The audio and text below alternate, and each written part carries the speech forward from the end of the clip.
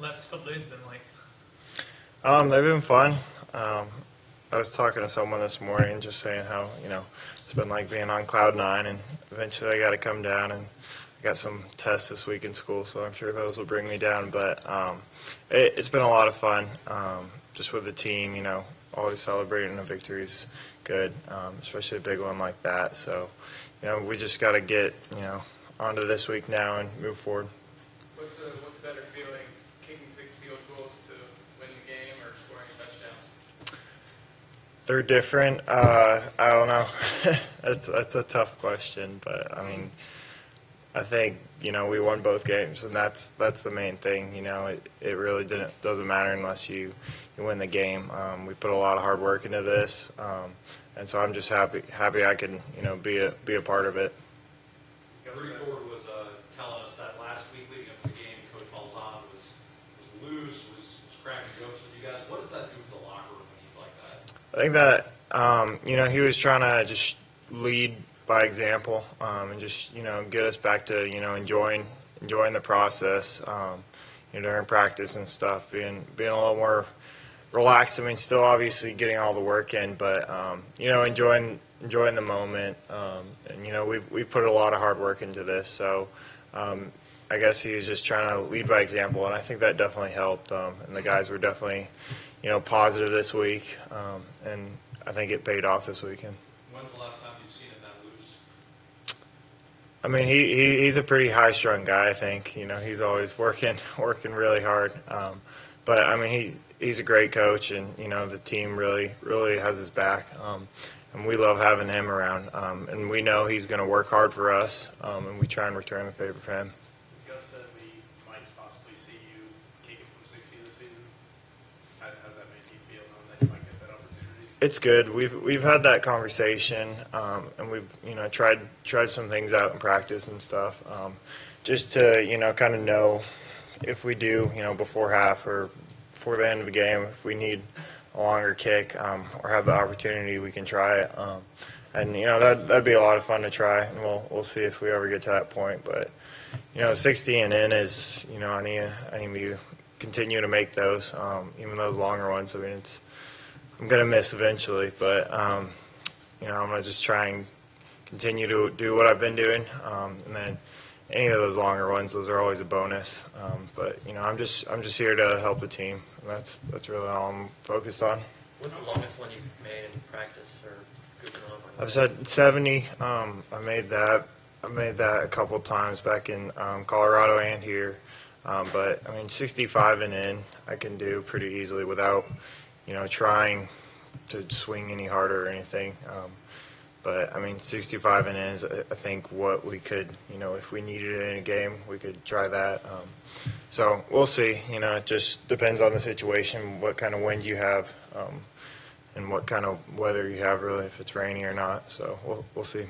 How many times do you practice that, against a rush, or is that just? Yeah, that's usually just messing around. We practice those longer 50-yarders, even up to 60-yarders in practice and stuff. But usually I don't try and mess around just because that's not what I'm going to be usually kicking during a game. I know you're always quick to credit your teammates if you have a big game. Do you think Tyler Stovall, how underappreciated do you think he is? Very. He's a guy that obviously doesn't need to be playing football. He's had a ton of success in his life, and the fact that he would come back to want to be a part of the team, and just support the guys, and the leadership role he's taken with that, being the oldest guy on the team now, I think, and just for me, the amount of work he's putting into holding, which a lot of people overlook, but it's extremely important, and who knows what I would be doing without a holder like him. What's he like kind of off the field? I know he's got married. Yeah. So it's different, obviously, but I've obviously developed a really good relationship with him. His wife, my girlfriend, and his wife actually work out all the time together. So I get to go hang out over there. It's like being part of a family almost. A lot of guys joke around about him being Papa Stovall, is what we call him. So it's fun to have that experience and be able to get over there and get a home cooked meal and stuff. Colorado. I'm sure you've answered this before, but how did you end up here at Auburn? Long story. My parents went to Bama, so my mom has family in Birmingham area, Trussville, Alabama. My dad came over from Sweden, and I didn't want to stay in Colorado. They ended up living in Colorado just because they couldn't figure out whether to live in Europe or Alabama, I guess. And I grew up watching SEC football, and when I got in contact with Auburn and stuff and visited, I just fell in love with it here. Did you grow up an Alabama fan? I did, yeah, I did. I wasn't a diehard, but I grew up playing soccer so much that I never, really imagined I'd be playing football or anything. But when, in high school that kind of all shook out how it did. It's funny how I ended up here, but I was never a diehard, but I did enjoy watching Alabama football growing up. But I don't know. I think hopefully my kids are going to enjoy Auburn football more. Has your family since converted a little bit? Oh yeah, definitely. My parents and stuff are huge. They're always wearing orange and blue. Grandparents that live in Trussville are still big Bama fans, but they'll come and cheer for me every once in a while. What kind of soccer player were you when you played? How so? I mean, what position did you play? What was your style of play? I played midfield mainly, and I like to think I was good, but I played a lot growing up and stuff, and I had some smaller schools talk to me a little bit, but junior year I really stopped just because I knew at that point football was what I wanted to do, and I didn't want to risk injuring anything or doing that, and I wanted to put all my focus into football. Do you study other kickers? Yeah, I do. I mean, a lot of NFL guys that have been there, at least 5-10 years. There's a lot of guys that are doing it at a very high level over and over again. So I think there's a lot I can definitely learn from guys like that, and even other college kickers. I get a chance to go out to Wisconsin for these Coles kicking camps and stuff, just to compete with other guys, and you pick up little tricks and stuff here and there. Which NFL guys? Specifically, I wouldn't say anybody in specific, just kind of everybody in general. I think there's definitely a few guys that are a little better than others right now, and you think of like Justin Tucker at the Ravens. He's the last couple of years he's been doing unbelievable, and guys like that, just trying to learn what they're doing that makes them so successful. Is it weird or even a little surreal to be a kicker, getting as much attention as you've been getting? It's unexpected, I guess. And it's been a lot of fun, but I'm just a part of this team. And I know my role is just to help out the team, and it's a role that I can be the hero of the GOAT kind of deal.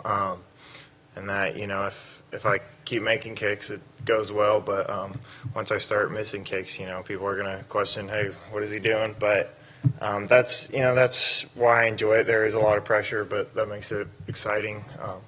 And when you do well, it makes it really, really fun. What was that like though when you got carried off the field on Saturday?